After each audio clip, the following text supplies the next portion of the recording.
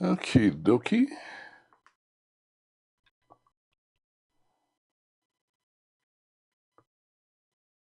Okay. All right, there I am. Don't know what happened there, but we are here. It was I don't know about electronics. Good morning and welcome to our broadcast today. We're going to be making a depth decision to be happy, making a depth, getting in your heart, way in your heart. Not a surface decision, but I want you to be determined. Instead of using the word depth, we could use the word a determined decision to be happy. You're going to have to make a determined decision to be happy. Now, when I first uh, brought this into my thought and made some notes, the whole idea of me doing this was for one of my grandchildren. I wanted to encourage them about decision making. And I had been reading from Raymond Charles Barker's book, and I pulled some of this, a lot of this from that book, from the appendix of the book, and I decided to use that book as a aid or tool to talk to one of my children. And then I thought also, actually, grandchild, then I thought also this is a good time, especially in the political atmosphere that we're in, the uncertainties that we have in our country here in the U.S. of A. We have some uncertainties. Many of the policies that are coming from our political leader, our president, many people agree with, and a lot of people don't agree with. And there's uncertainties about what the future lies for certain people who are dependent on certain benefits and what are they going to do in this climate of change, how this climate of change is going to affect their lives. And so I believe that what we have been talking about will help us generate, um, for lack of a better word, supernaturally the things that are necessary to keep us going forward, the things that are necessary to keep us focused and creative.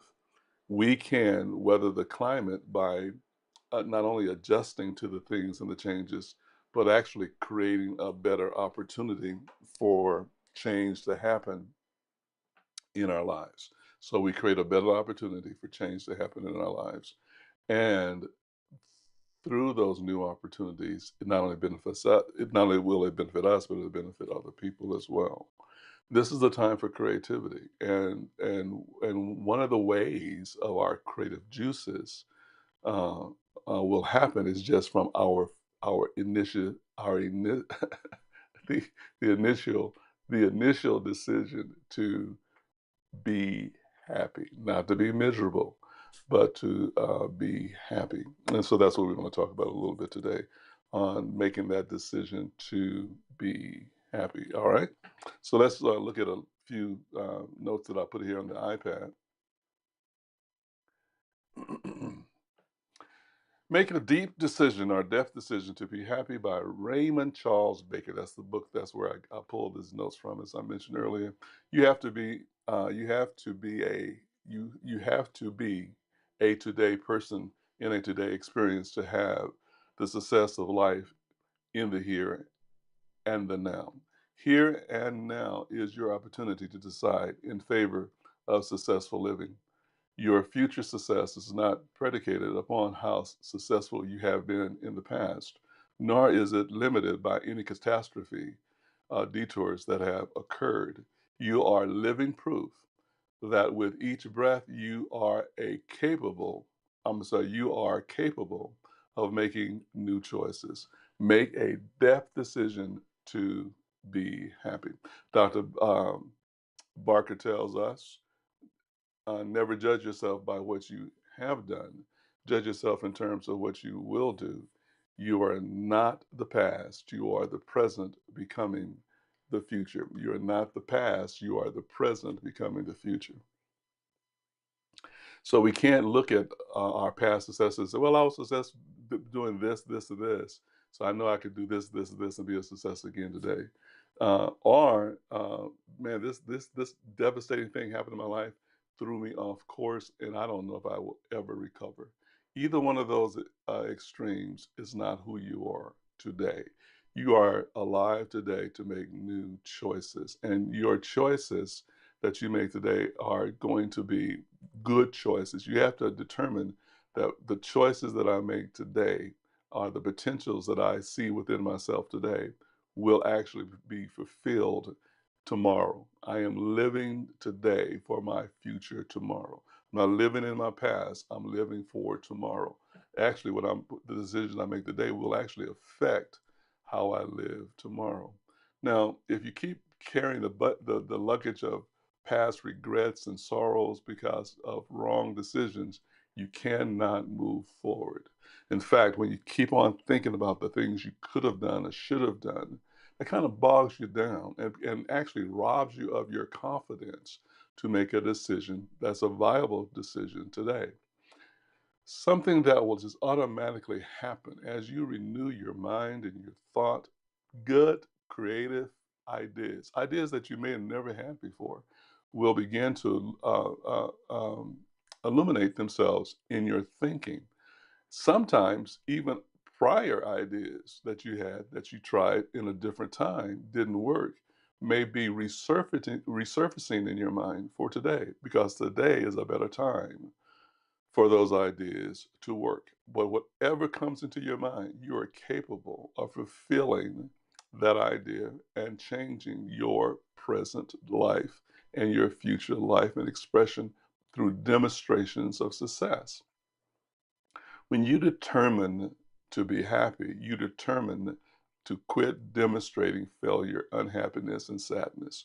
I'm going to demonstrate something else in this life. I've determined to be happy. So I'm going to demonstrate happiness, and everything that will point to me being happy is going to begin to manifest itself in my life. I am attracted to happiness. I'm attractive to favor. I am attractive to well being. These things are attractive to me. I'm attracted to good health. I am attractive to joy. These things are a part of my life. And I have totally canceled out any belief in failure. I've canceled out any belief in being limited and being uncreative. And then begin to just say these things and rehearse these things in your own mind and then allow the whole all of life, the universe, God, to begin to usher into your life direction on which way you should go to make those things you determined to be, which is happy, appear in your life. Just let all the past go. Good success, bad success. Learn to let them go. All right. Following are three activities that can help you make that depth decision to be happy. Commit to each activity and stay with each one long enough to sense a change in your mental consciousness. Activity number one. Remembering that your problems don't improve you will help you let go of limiting thoughts. Let me read that one more time. Remembering that your problems don't improve you will help you let go of limiting thoughts. Your problems don't improve you. A lot of us said, well, these problems and difficulties just have made me strong. No, all problems do is reveal that you're already strong. They don't make you anything. You're already strong. You're finished from God's creation. When God put you together, called you forth, He called you forth complete. So strength, okay, is something that you have already had in you. You may not have any confidence in facing what was unknown, and then once you got into it, found out that you had enough strength not only to survive it but to overcome it. That strength has always been there. And one of the reasons I want to point this out because I do not want you to hesitate in making a decision. Do not hesitate and procrastinate in making a decision because you think you're ill prepared. No. Sometimes if you procrastinate, you actually hinder yourself from going forward. Go for it. Go for it, whatever it is. Learn to go for it and be surprised on how well the things that didn't exist to help you appear at the fact that you move forward. See, a lot of times you can't see what's there to help you because you're standing still. But once you make the movement in the direction that you're being drawn to by your imagination, you imagine yourself to possess and hold on to certain things and accomplish certain things. Then other things that was there in your preview that you did not see begin to appear in your consciousness. Steps that you did not know to make begin to appear by the light of the revelation that's in your heart. But it took movement for you to see it. It took you to literally move from darkness into the light of opportunity. And when you move into the light of opportunity, your way will become clearer and clearer, and your path will grow brighter and brighter. Then you have an opportunity to meet a different kind of person.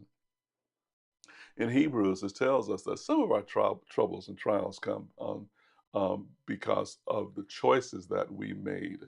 And now that we made those things, we can turn around. We have an opportunity to make a U-turn or go into a different direction and not continue down the path that caused us some hardships. And some of the tests and trials come about us and upon us because of the partnerships that we have, because of the people that are in our lives. But when you have an idea, it may not be a popular idea with your group that's around you. In fact, you may be surrounded by a whole bunch of naysayers that's saying you can't do this, you should just stay in your lane, don't venture out, just stay where it's safe. You accomplish this, just be satisfied. Why are you so unsatisfied? Why are you keep trying to do something different? Well, that's because what's going on inside of you is greater than what's going on inside of them. And they're trying to hold you captive to what's holding them captive, which is usually fear, and trying to get you to accompany them in their fear. All right? They don't want you to move forward. But by moving forward, you're going to attract people and I'll say here on another level than the level that you've been traveling on. And so now that you travel on a different level, you're going to meet different people with like passion, with like ideas, with like motivation, with like successes that you can begin to model yourself after and with them move forward.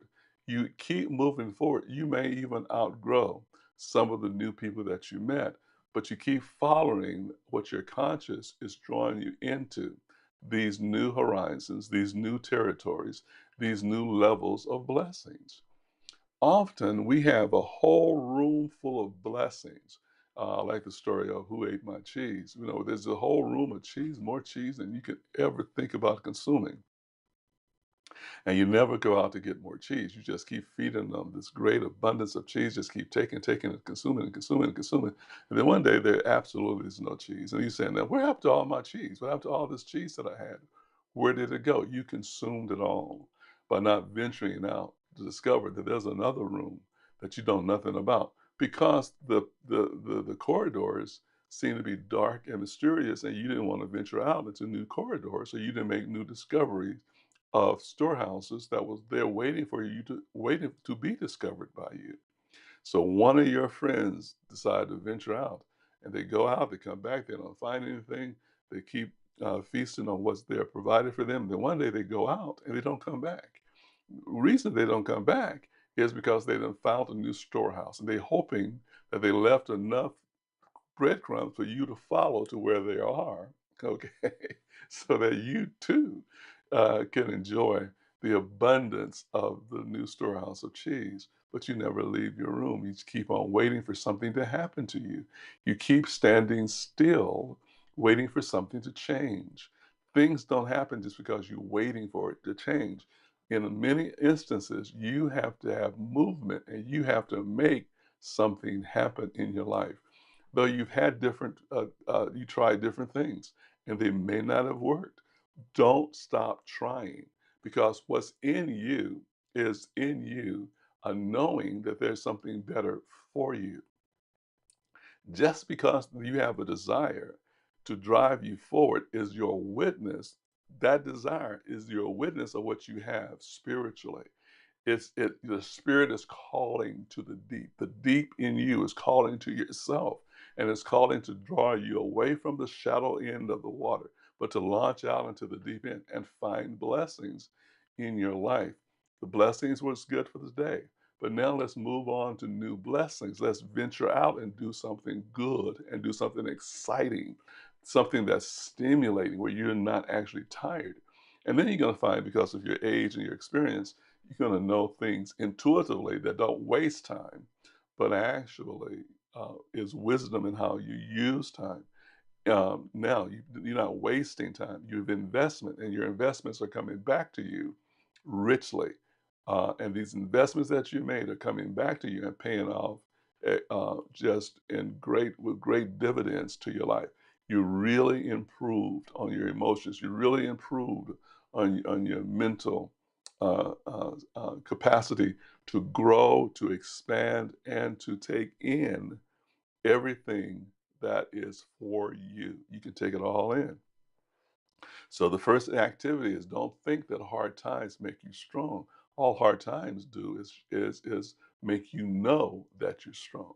It just reassures the fact that you're strong. And because you're strong, don't be afraid to move forward. Don't let fear stop you from moving forward and letting go of the past and reaching forward to your new blessings.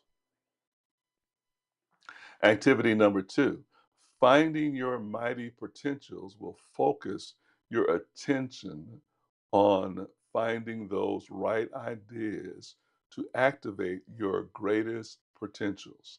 So, finding your mighty potentials will focus your attention on finding those right ideas to activate your greatest potentials.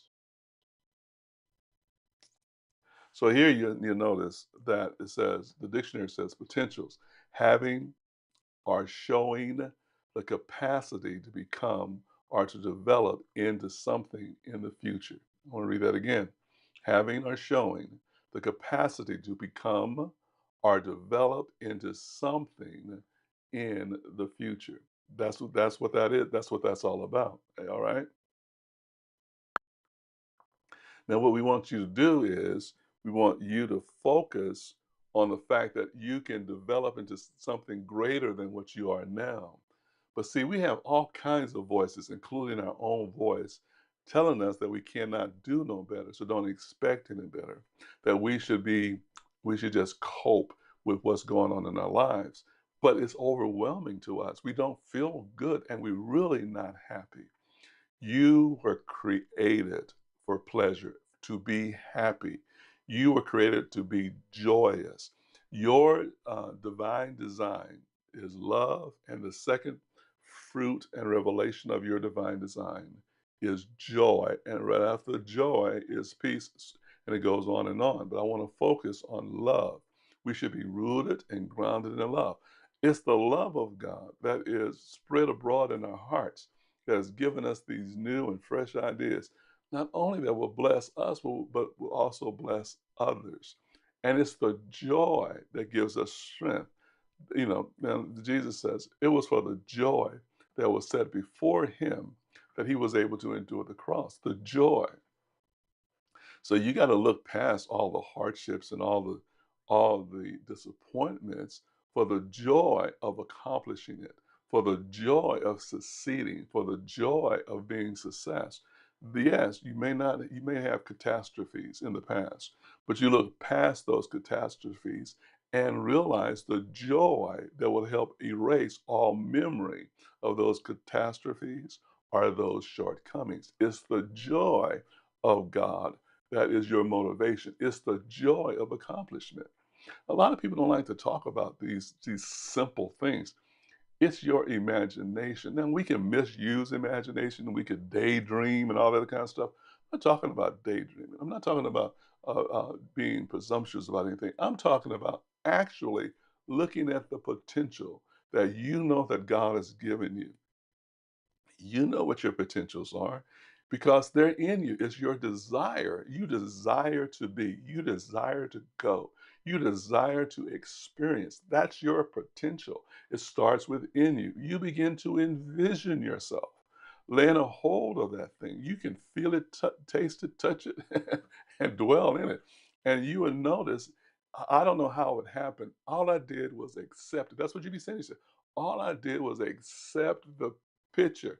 All I did was visualize what God wanted me to be. And everything else just fell into place. I met the right people. I showed up at the right time. Financial opportunities opened up to me that I didn't even know was there. And before I knew it, I'm where I was. See, I was in one place visualizing these things. Now I'm in the place, these things that I visualized in the past are actually my experience today. I'm actually living in reality what I visualized in my imagination.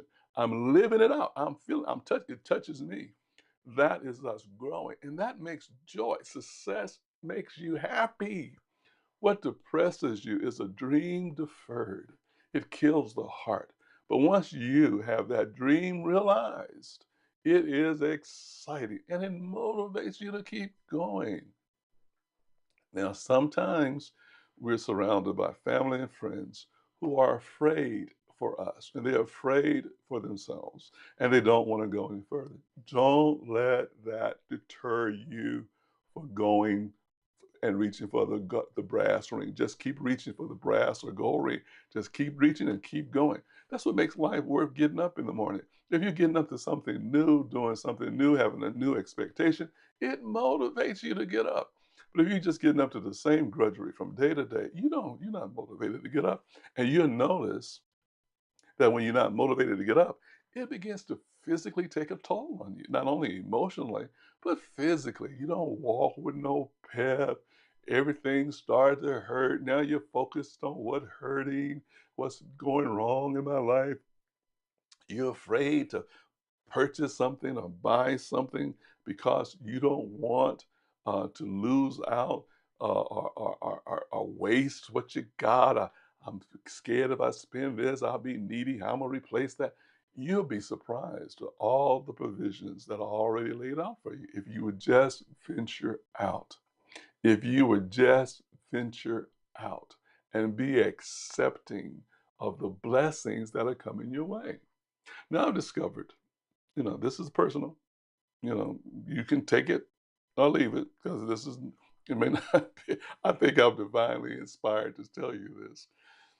But one of the things that helped us, my wife and I, get out of the limiting lifestyle that was drilled in us from our communities and our family, how we went past that. One of the things that we started doing, and we used the church, and I'm going to tell you, we used the church. The church didn't use us, but we really used the church, and and it helped. It actually blessed us. We started giving, and we started giving in church. We tied in and giving to every special offering. Every time we was a time, we gave and gave and gave and gave, and we found out that giving it caused our storehouse to always swell. It's the strangest thing.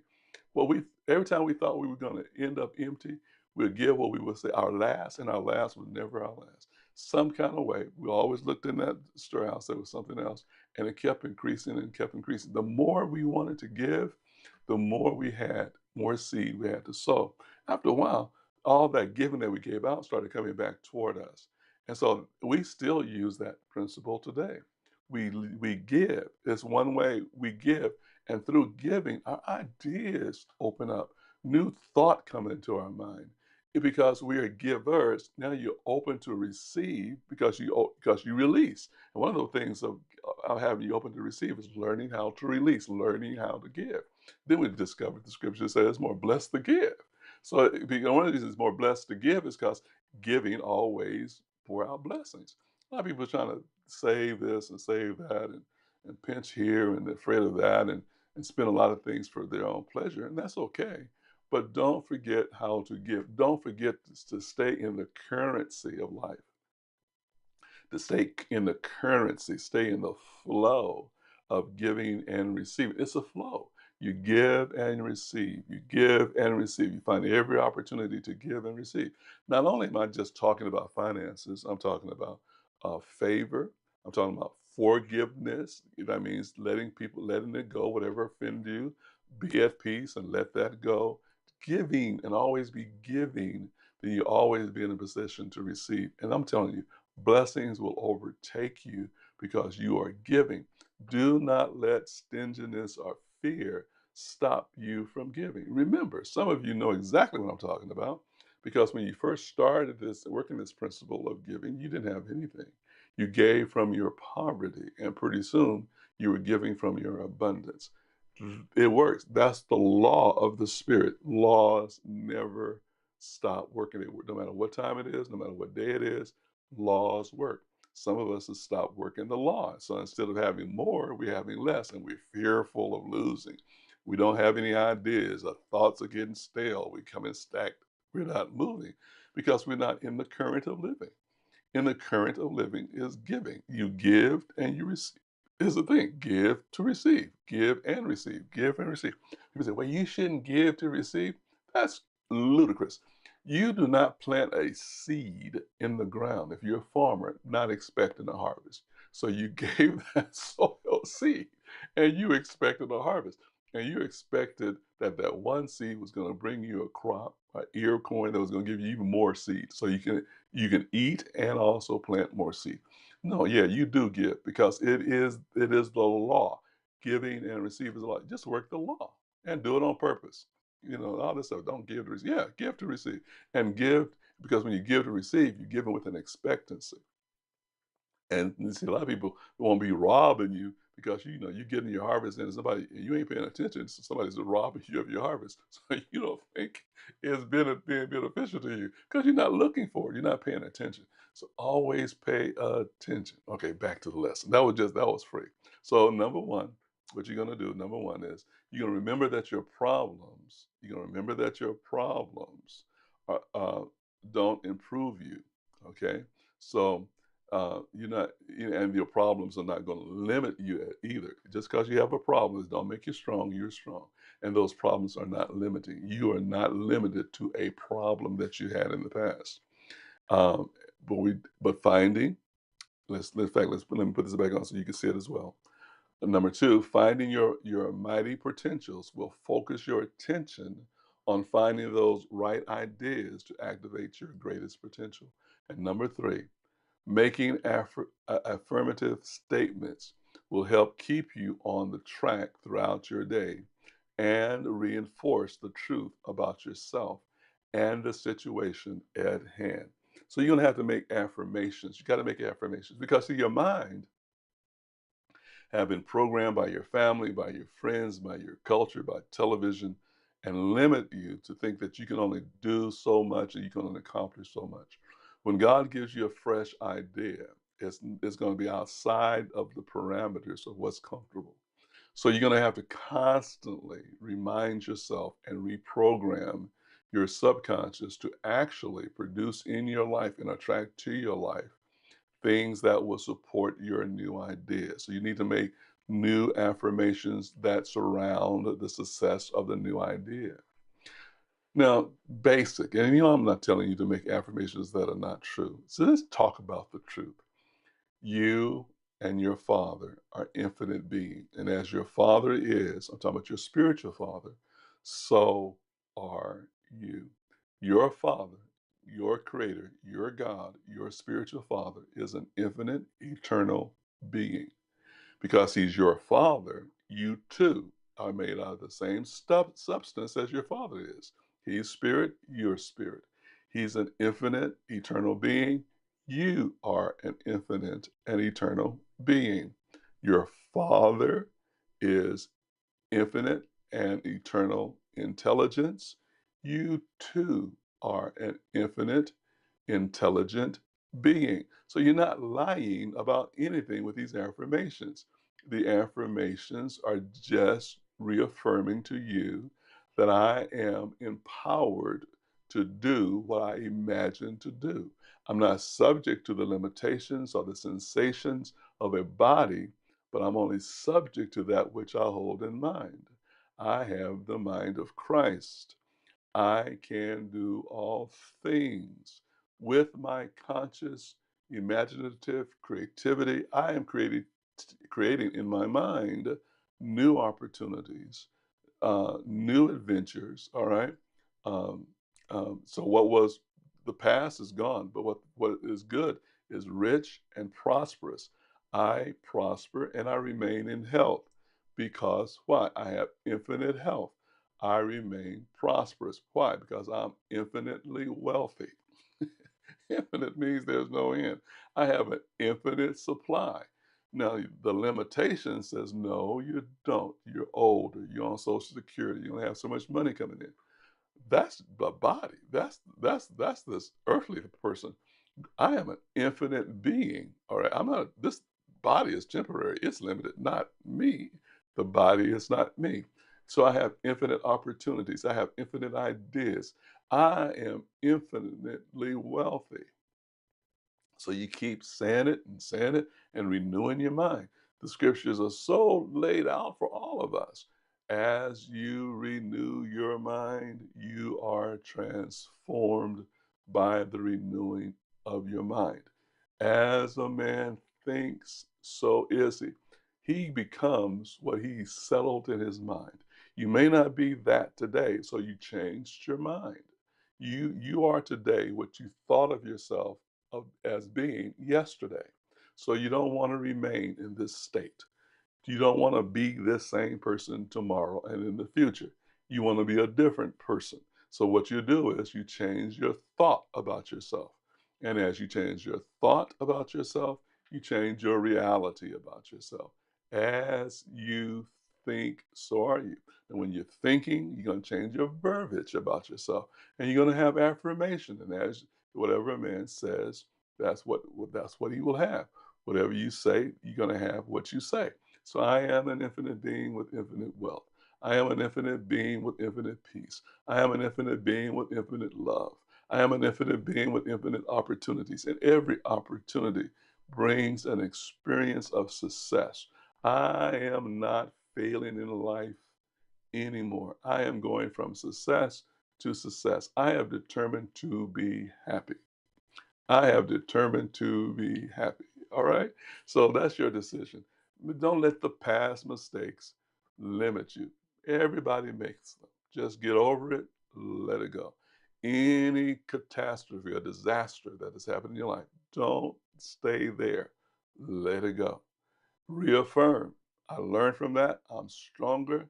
It revealed the strength, and I'm strong. I'm strong. And there's joy that I see in my future. There's joy that I see in accomplishing this dream. I'm rejoicing now at what is I'm about to do. What I'm doing and what I'm about to do is who I am. I'm not my past. I'm what I'm doing and I'm what I'm about to do. I'm not my past. I'm what I'm doing and what I'm about to do. What I'm doing is who I am. I am a blessing. I am blessed to be a blessing. And begin to say that and have those type of affirmations in your life. And you'll watch. It might not turn quickly, but it's turning. Every time you make those affirmations, it is turning. You're growing stronger and stronger. Do not faint. Do not give up, but be persistent with these affirmations. Be persistent in how you think. Be persistent in your determination to be happy. All right, say this with me as I close. I determined to be happy. I determined to be happy. Just say, I determined. I made the depth decision to be happy. I made the depth decision to enjoy this life. Everything and everyone blesses me, and I bless everything and everyone. Well, we're out of time. Praise God. www.nccfc.net. There's a donation tab there. Go there, visit, and just punch in that donation tab, and any size gift you want to leave there, we will receive it. I promise you. Mailing address is 2851 West 120th Street, Suite E is in Everett 522, Hawthorne, California 90250. And then we have Sister Week. You can Zelle us. You can get off the phone, or even while you're watching this, just get your phone and you can Zelle us at sisterweed@yahoo.com. And then for those on Facebook watching me, come on over here to YouTube. I got a whole library of videos for you to see that you may not have seen that will help you take on the logic that we're teaching and expressing. Come over, visit us. And every time you watch a video on YouTube, hit that like button.